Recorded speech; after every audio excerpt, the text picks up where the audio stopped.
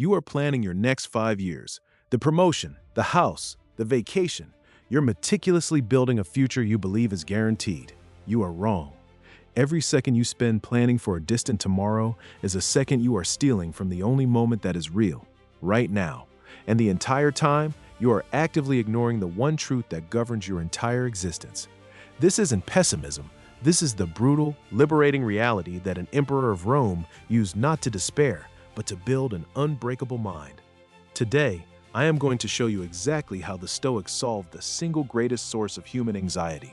We're not talking about abstract philosophy. We are talking about concrete mental tools you can start using before you even finish this video. Tools that will fundamentally change the way you experience every single moment of your life. Let's begin. There's a low-grade hum of anxiety that follows you around all day, isn't there? It's there when you're stuck in traffic, worrying about being late. It's there when you're lying awake at 3 in the morning, replaying a mistake you made at work. It's the feeling that you're running out of time, but you don't know why. You push it down with distractions, another show to binge, another feed to scroll, another goal to set for 10 years from now. You tell yourself you're being responsible, you're planning, saving, preparing for retirement.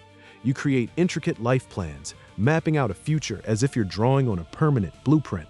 But the foundation of that blueprint is made of sand, and you know it.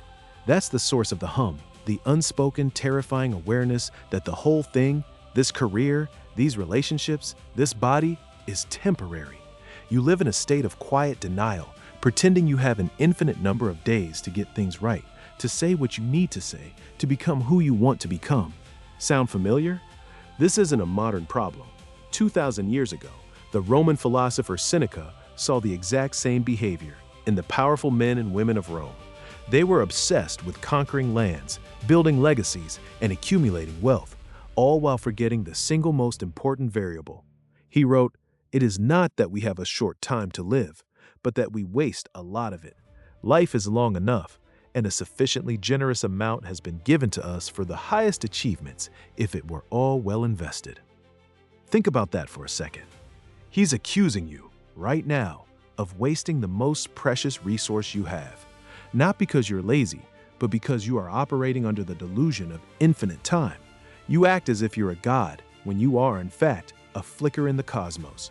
So you keep running, planning, and worrying. You avoid the one fundamental question that sits at the very core of your existence, the one question that, if you truly faced it, would incinerate all your petty anxieties and trivial concerns. And that question is, what if today was it? What if this sunrise was your last?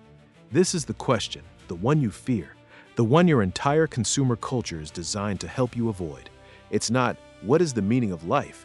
It is, what is the meaning of my life if it ends tonight? Stop. This isn't a morbid thought experiment. This is the most powerful tool for living a good life ever conceived.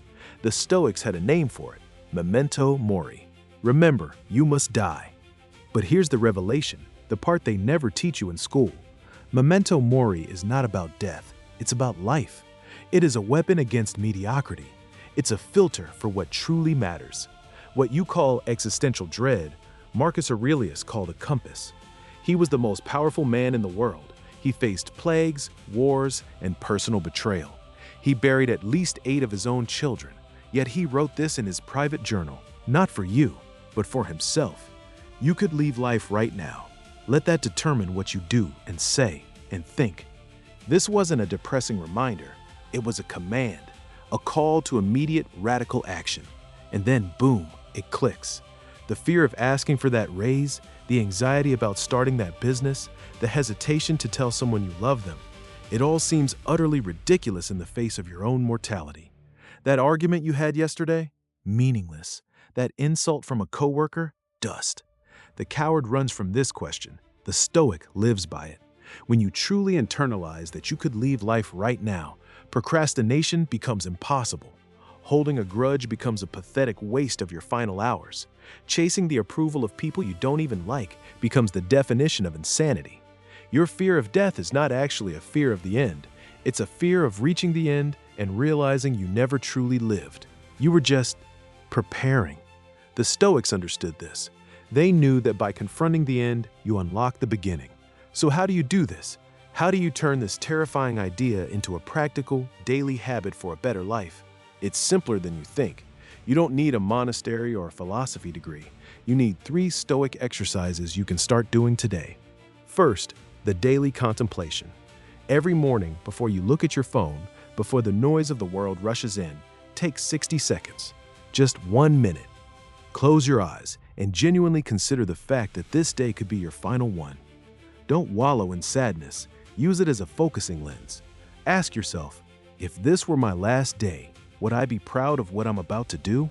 Would I be kind? Would I act with courage? This sets the stage for a day lived with intention, not on autopilot. Second, the last time meditation. This one is powerful.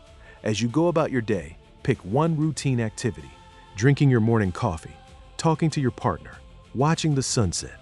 And as you do it, gently say to yourself, this could be the last time I ever do this. Suddenly, that mundane cup of coffee becomes a rich, sensory experience. That conversation is filled with presence. The world comes alive with color because you're no longer taking it for granted. You are paying attention. Third, the view from above. This was Marcus Aurelius's go-to. When you feel overwhelmed by a problem, stress at work, a conflict at home, imagine yourself floating up, out of your body. See your house, your city, your country. Go higher. See the planet, a tiny blue marble hanging in the blackness. See all of human history, the rise and fall of empires, billions of lives flashing by. Now, from that perspective, how big is your problem? It shrinks to its true size. Insignificant. This exercise doesn't dismiss your struggles. It puts them in their proper, manageable context. As the Stoic Epictetus said, it is not death or hardship that is a fearful thing, but the fear of death and hardship. You are not the same person who started this video.